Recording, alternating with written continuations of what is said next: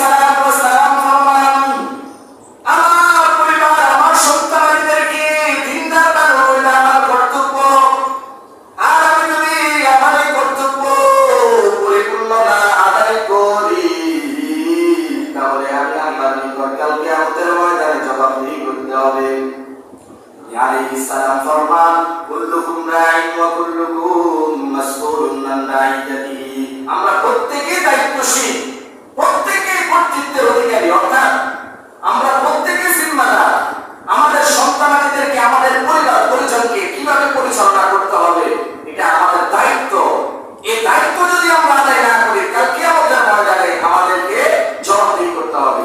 এই কারণে সন্তানাদির যখন 7 বছর বয়স, তখন নবী আলাইহিস সালাম ফরমান, তখন তাদেরকে নামাজ পড়ার হুকুম করো।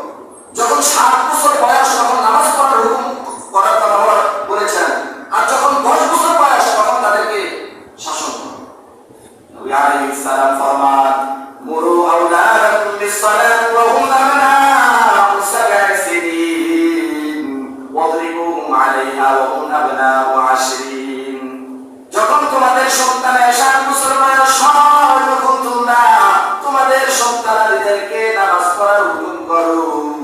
আর যখন তোমাদের সন্তানাদের 10 বছর বয়স হয়, তখন তোমরা শাসন করো। আমার প্রশ্ন হলো, 7 বছর 10 বছর বয়সে তো বালেগ হয় না, এবং বালেগ না হলে ইসলামের কোন হুকুম আকাম তার উপর অর্পিত হয় না।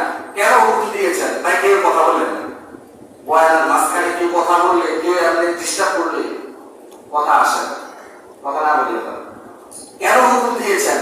নবী আলাইহিস সালাম ফরমান, তুমি তোমার ছেলে সন্তানকে যদি মানুষ করতে চাও, শুরু থেকে পদক্ষেপ নাও। ঠিক তদ্রুপ আমাদের স্ত্রী সন্তানাদি, তাদেরকে যদি আমরা শুরু থেকে পদক্ষেপ না নেই, জীবন ভালো হইতো।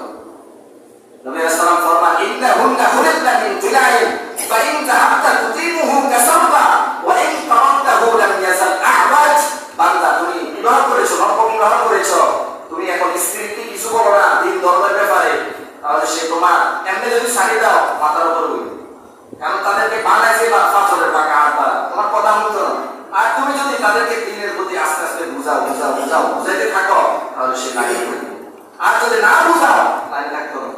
এই কারণে ছেলে সন্তানকে আমরা, ছেলে সন্তান পথ কষ্ট হয়, বেলায় চলে যায় আমাদের পিতা মাতার কারণে। আমরা নিজ স্বচক্ষে কি করবো ছেলে সন্তানকে দিয়ে দেবে, যেখানে পড়ালেখা করায়, নামাজ নাই, রোজা নাই, আল্লাহ নাই, কথা নাই, কিচ্ছু নেই।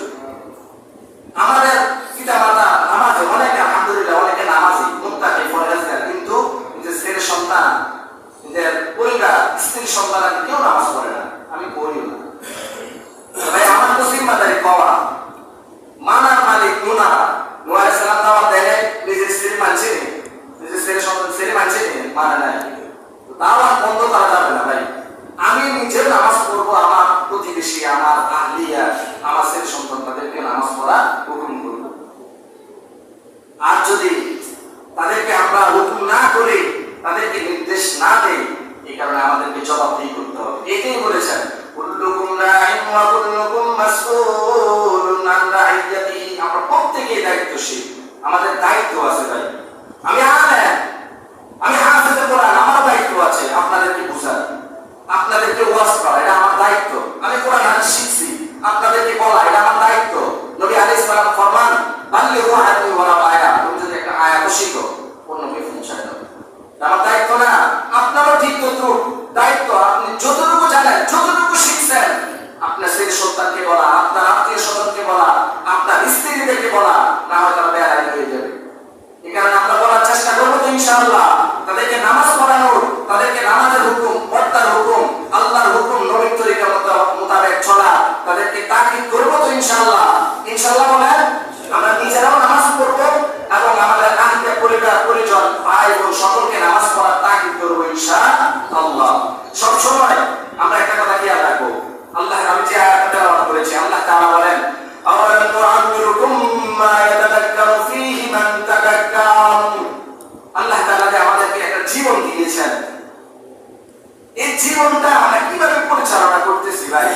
60-70 বছর আমরা নামাজ পড়তেছি, 30 বছর, 20 বছর, 25 বছর অনেকে নামাজ পড়তেছি, কিন্তু আমাদের নামাজগুলো গলত হইতেছে, সূরা কারাত হইতেছে না। আমাদের আমল, আমাদের